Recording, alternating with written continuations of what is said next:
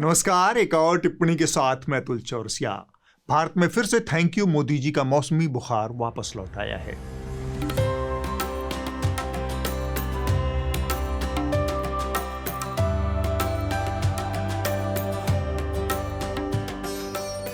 America से trade deal की ऐसी बलैयां ली जा रही हैं मानो दोनों ने मिलकर विश्व शांति का टेंडर पास कर दिया हो। महीनों से फंसी हुई ट्रेड डील की सरकारी फाइल अचानक से क्लियर हो गई है, लेकिन डील या नो डील पर आज तक वाली अंजना ओम कश्यप ने अपनी जो भद्द पिटवाई है, वैसी भद्द पिटवाने के लिए 56 इंच का सीना तो नहीं, लेकिन 56 इंच मोटी चमड़ी जरूर चाहिए।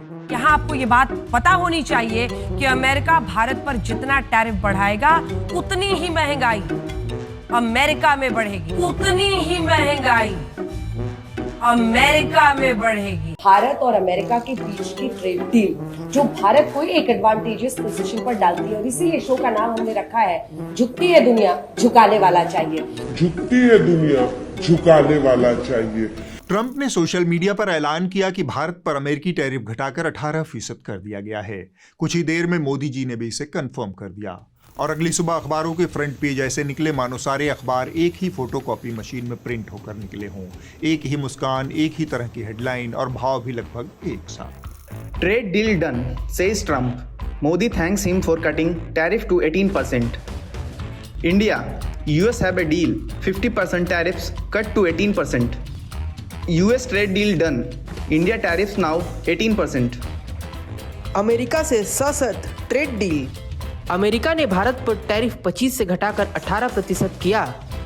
राहत, ट्रंप ने टैरिफ घटाया। अमेरिका ने भारत पर शुल्क 50% से घटाकर 18% किया। एक तरफ अखबारों की हेडलाइन थी तो दूसरी तरफ गोदी मीडिया के हुड़क-चुल्लू एंकर जो मोदी जी पर सदके जामा हुए थे। आखिरकार वाकई नरेंद्र है धुरंधर, इसमें कोई नहीं है दो राय। नरेंद्र मोदी ने चुपचाप ऐसा गजब काम किया कि आज दुनिया कह रही है कि सरेंडर तो डोनाल्ड ट्रंप ने कर दिया। नरेंद्र मोदी ने उन ट्रंप को झुका दिया जो ट्रंप किसी की सुनते नहीं, जो ट्रंप सिर्फ अपनी चलाते। लेकिन मोदी ने दुनिया को बता दिया कि आज का भारत झुकता नहीं, झुकाना जानता है। पिछले एक हफ्ते में भारत ने यूरोपियन यूनियन के साथ बहुत बड़ी ट्रेड डील की जिसे मदर ऑफ ऑल डील्स कहा गया, और अब अमेरिका के साथ एक बहुत बड़ी ट्रेड डील की है जिसे आप father of all trade deals कह सकते हैं। भारत के आगे डोनाल्ड ट्रंप को झुकना पड़ा।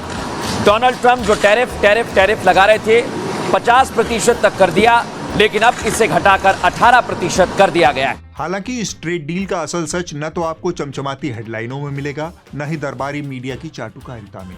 असल सच तो इस वीडियो में छिपा है। एक तेरा, एक मेरा, दो तेरा, दो मेरा, तीन तेरा,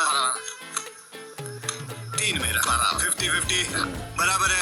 everything okay? Happy? Very happy. No cheating? No cheating. भाई अगर चीटिंग लगता है तो कैलकुलेटर ये कैलकुलेट कर ले भाई। जी हाँ, यही है वो फादर ऑफ ऑल डील जिसके लिए मोदी जी को माला पहनाकर उनकी जय जयकार की जा रही है। मोदी, मोदी, मोदी, मोदी, मोदी, मोदी। ट्रंप का सोशल मीडिया पोस्ट देखे तो मोदी जी धुरंधर कम सरेंडर ज्यादा नजर आ रहे हैं। दरअसल 50% की तुलना में 18% टैरिफ भले कम लग रहा है, मगर पहले के मुकाबले अभी भी यह 15% ज्यादा है। पहले भारत पर औसत अमेरिकी टैरिफ करीब 3% था, और बदले में भारत क्या करेगा? वह अब अमेरिकी सामानों पर लगने वाले टैरिफ की पुरानी दरों को और कम करेगा। यह फाइनल हिस्सा है डील का। सचमुच में हम वीक नहीं है, हम हड़बड़ी में सब गलती कर देते हैं। और ऊपर से अमेरिका ने भारत को $500 बिलियन की एक शॉपिंग लिस्ट भी थमा दी है। अगले 5 सालों में भारत अमेरिका से $500 बिलियन का सामान खरीदेगा। इसमें हवाई जहाज के पार्ट, ऊर्जा संबंधी उत्पाद, कीमती धातुएं और कोयला शामिल है।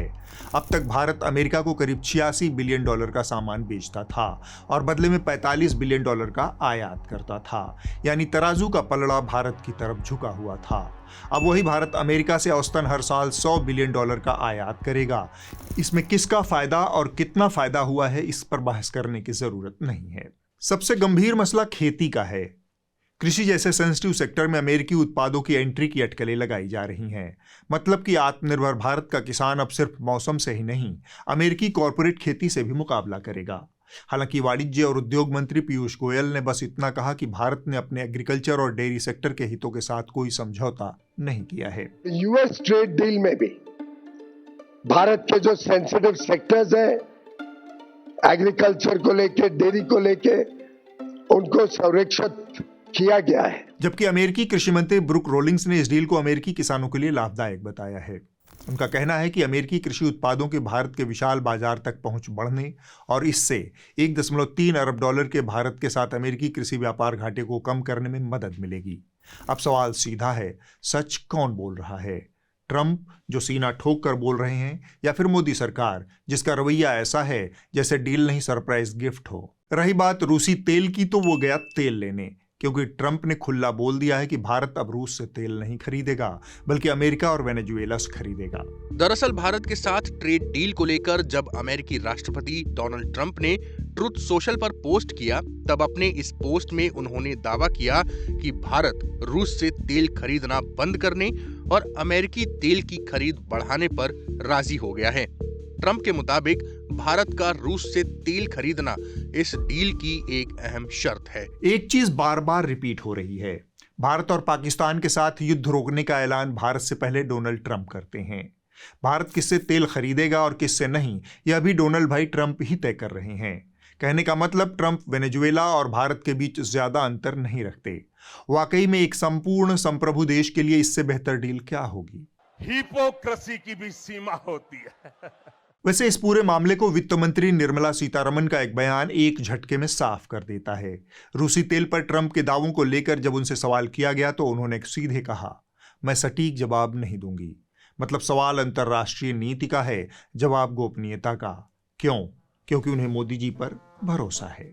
क्या तेल के बाजार में तेल के प्राइसेस में इजाफा होगा? क्योंकि अगर हम रूस से चीप ऑयल नहीं खरीद रहे हैं तो क्या हम वो सारा बर्डन अपने लोगों पर पास ऑन करने वाले हैं क्या? मैं इसका सीधा जवाब नहीं दे रही हूँ। आपका प्रश्न जो एकदम सटीक फोकस के साथ कल ये करेंगे नहीं करेंगे, उसमें सटीक जवाब नहीं दे रही हूँ, मगर सिर्फ ये बात बोल रही हूँ, मैं प्रधानमंत्री जी के ऊपर पूरे भरोसा रखूंगी कि देश का हित में वो आगे चलेगी। जी हाँ, मोदी सरकार का असली गांधीयन मॉडल यही है, न सवाल सुनने का, न जवाब देने का, बस आंख बंद करके भरोसा करने का।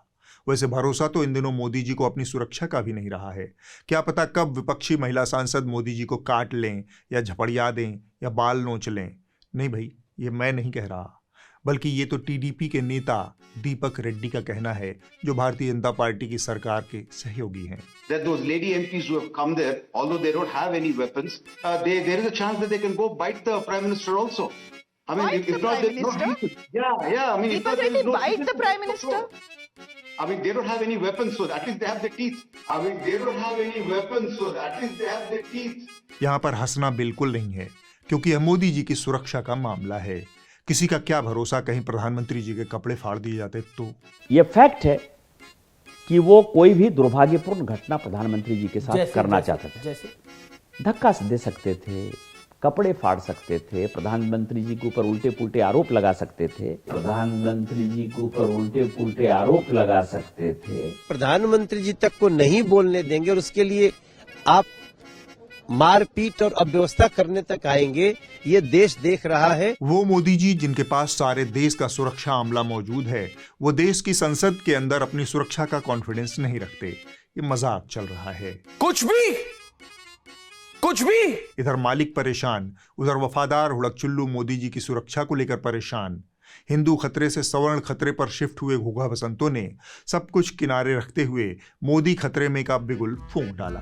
संसद के अंदर क्या देश के प्रधानमंत्री नरेंद्र मोदी पर हमले की तैयारी थी? लोकसभा में क्या सचमुच प्रधानमंत्री पर सुनियोजित अटैक का प्लान था? अगर हाँ, तो कौन स्क्रिप्ट राइटर? क्या कल लोकसभा में प्रधानमंत्री पर हमला हो सकता था?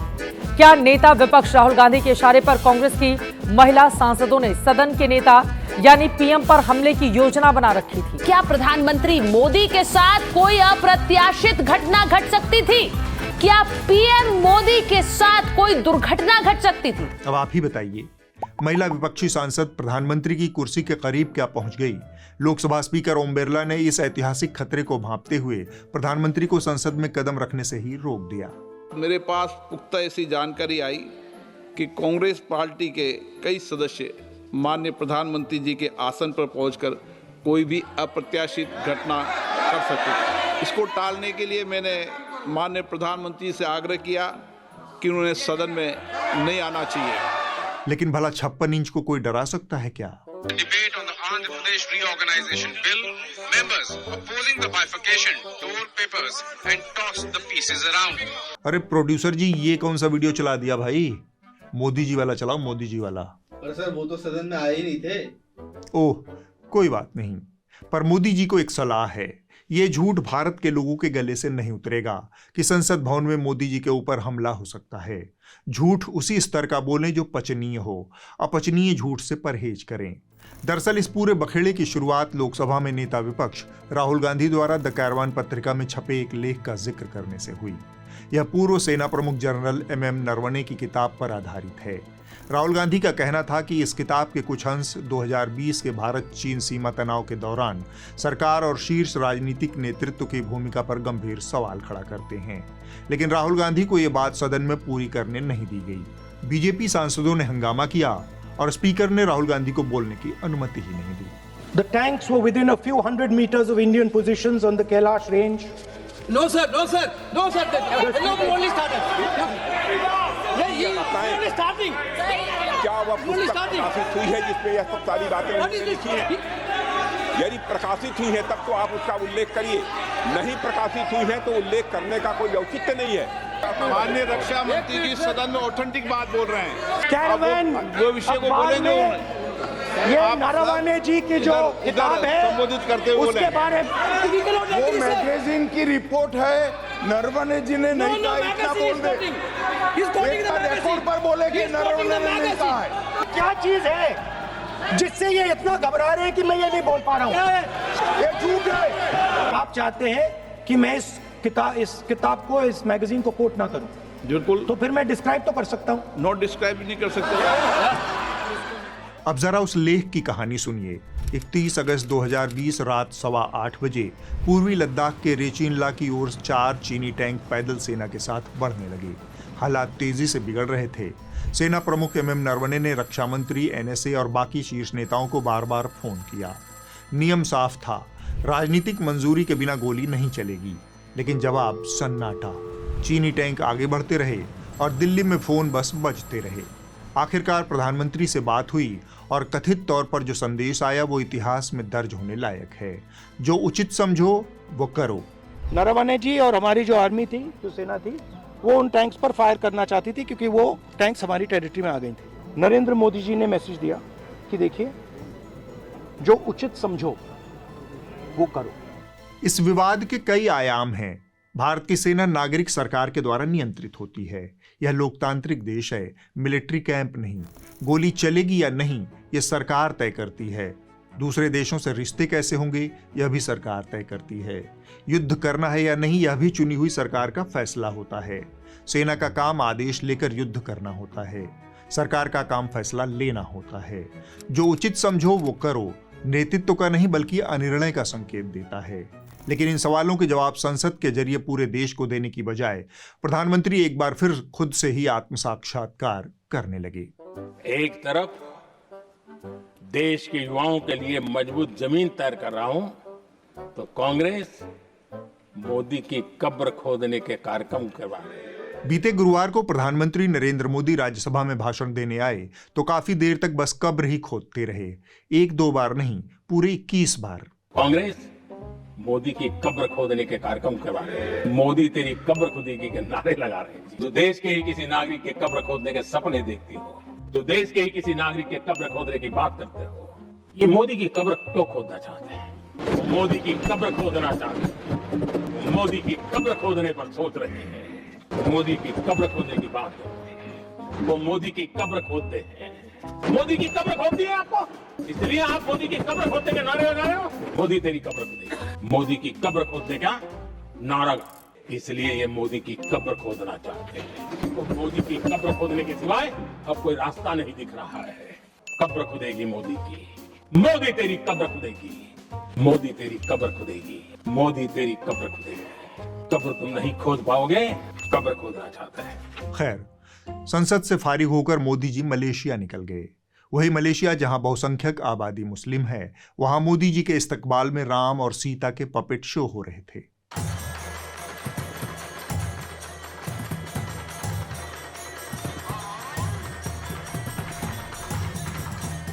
और यहां भारत में मोदी जी की पार्टी भारतीय जनता पार्टी की असम इकाई एक्स पर एक वीडियो शेयर करती है, जिसमें मोदी जी के खास शागिर्द असम के मुख्यमंत्री हिमंता बिस्व शर्मा राइफल से निशाना लगाते हुए दिखते हैं और निशाने पर 2 मुस्लिम पुरुष हैं।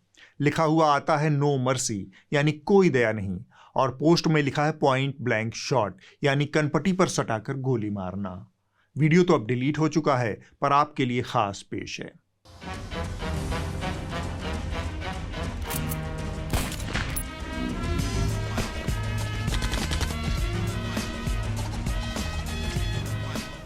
कुछ ऐसी ही हिपोक्रेसी में महारत हासिल है मोदी जी की पार्टी को। हम आपके कानों को और तकलीफ नहीं पहुंचाना चाहते, इसलिए माहौल को जरा बदलते हैं। आपके लिए एक मीठी सी, प्यारी सी और जरूरी खुशखबरी है। बीती 7 फरवरी को न्यूज लॉन्ड्री 14 साल का हो गया। जी हाँ, 14 साल की आज़ाद जनहित वाली पत्रकारिता। यह संभव हुई आप जैसे उन तमाम सब्सक्राइबर्स की बदौलत जिन्होंने विज्ञापन से मुक्त मीडिया के विचार में अपना भरोसा जताया और न्यूज लॉन्ड्री को यहाँ तक पहुँचाया।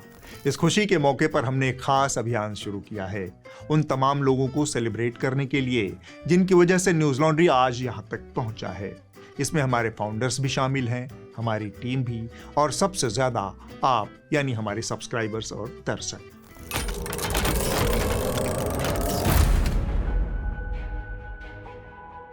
I am Manisha Pandey. I watch TV news so you don't have to. I run a newsroom the way it should be run. I built News Laundry. मैं रमाकांत शुक्ला, मैं एक को-फाउंडर हूँ I built News Laundry. I'm Madhu Trehan. I build news media companies. I've built quite a few. I also built News Laundry. I built News Laundry. I built News Laundry. I built News Laundry. I built News Laundry. I built News Laundry. I built News Laundry.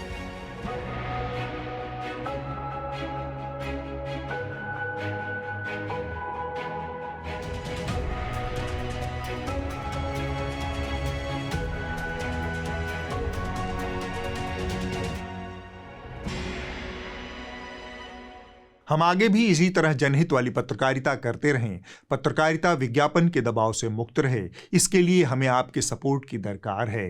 यह जो QR code आपको दिख रहा है, आपके news laundry से जुड़ने का हाईवे है, तो इसे स्कैन करें और विज्ञापन मुक्त पत्रकारिता को मजबूत करें। अब जरा उत्तर प्रदेश के उस फास्ट ट्रैक न्यायतंत्र पर नजर डालते हैं, जिसे यहाँ हाफ एनकाउंटर और ऑपरेशन लंगड़ा के नाम से ब्रांडिंग मिल चुकी है। मॉडल सिंपल है, न चार्जशीट, न बहस, न जज, बस घुटने के नीचे सीधा फैसला।